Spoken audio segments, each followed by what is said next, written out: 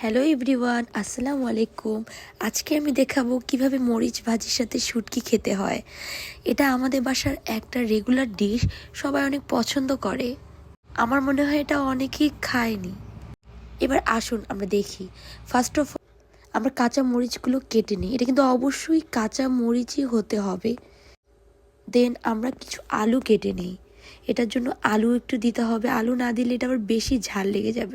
দেন আমরা শুটকি ভেজে নিই। শুটকিগুলো আগে ভেজে নিতে হবে, হালকা করে এই শুটকিগুলো ভেজে নেব। শুটকিগুলো কিছুক্ষণ ভেজে নেওয়ার পরে আমরা শুটকিগুলোতে মরিচগুলো ঢেলে দিব। দেন সব মরিচগুলো ঢেলে দেওয়ার পরে আমরা কিছুক্ষণ ভাজতে থাকবো। একটা কথা বলি, এটা আমার বড়াম্মার রান্না, আর আমার বড়াম্মা অনেক মজার মজার রান্না করতে পারে।